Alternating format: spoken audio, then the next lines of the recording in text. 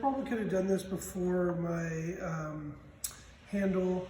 If I want to go in and I feel like I've got a little bit of lumpiness in here, I can come through and kind of trim down some of that, some of those edges and redefine them by lightly running my trimming tool over the edge. I'm not picking up a lot of material. I'm kind of just trying to find the high spots right now. And I can define that area and really smooth it out by doing this. A lot of people like to use a serrated tool to do this because it will hit the high spots, take the high spots down, but leave the low spots.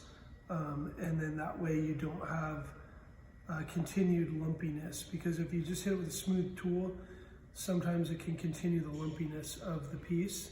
I can also take and smooth that out by using my rib. This is a rubber rib. I can bend it to the contour of the piece, and I can really kind of shape this as I go. So I can give it a nice smooth surface. I can use these contours to really define these edges on the inside. And you'll want to find the contour on the piece that fits it so that you can really kind of define it. That's also why it's beneficial to be able to bend these rubber ones, because then you can find where it fits the contour of your piece already in order to smooth it out and kind of make it what you want. Same thing can be applied to the inside. And so you can really smooth that out, clean it up and smooth it out by doing that. The other thing you'll want to do is you'll want to define your foot. Now I've got a somewhat oblong foot. I might want to come in here and trim a little bit of this off in order to get it to be a little bit more round. And it's a little bit lumpy, so it's gonna catch a little bit. So you can use little short movements, or you can try to really brace yourself. See how I'm using my thumb to kind of lead me? I can come around and just trim this edge, and I'm doing it very lightly so you can kind of see as I go. And then I can come around to the other side and trim that side as well. Now, I'll want to make sure that I have a lower spot here that allows me to avoid a high center, if that, just like we talked about with the last piece. If I have a center here, it's going to rock and wobble around. I also want to make sure that the foot of this is small enough to where it works with the piece, but large enough to where it can actually support the entire piece as well. So right now I'm just trimming off the very center section of this. I can go ahead and draw a foot on here that I'm trying to follow, so that I know, okay, this is where I want to cut inside of and where I want to leave material, giving me a much more defined spot to go up to.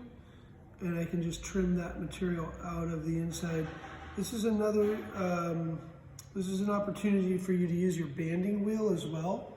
You can set the piece on the banding wheel and spin the banding wheel. You see I'm spinning the piece.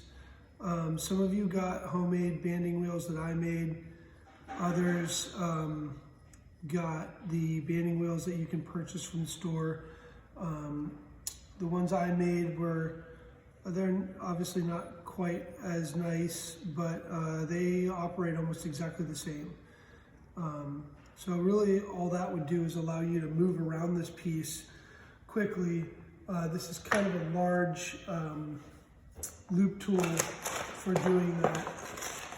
A lot of people like the smaller loop tool, and then you've also got a lot of different shape tools on the inside here. You can just kind of scrape depending on what tool you're comfortable with. You can scrape the insides of those. Basically giving yourself a foot. This is also going to be where you can sign your piece when you're all done. Now there's not a lot of room in here for signing, but this is also why we like to use a signature stamp versus an actual signature. Sometimes you just can't get in there and sign it. So this will be a fairly small foot. We also want to keep in mind that if we go too far, we're going to cut through the bottom of this. Now, I deliberately left material in here so that I could do this later. So I left the base of this in around the 1/2 inch thick range, knowing that I could trim this back out later. If I made it a 1/4 of an inch thick, I could always roll out a little thin coil and slip and score and set that on there, and that would also give me a foot as well. And now I'm just going to come through and kind of address any irregularities that might be in the foot of this piece to try to get it a little bit smoother and better defined. And then again, I can smooth this out, transition this into the piece so that it looks more seamless. You see I'm picking up little bits and pieces here. That's something that if you're using your banding wheel, you're not going to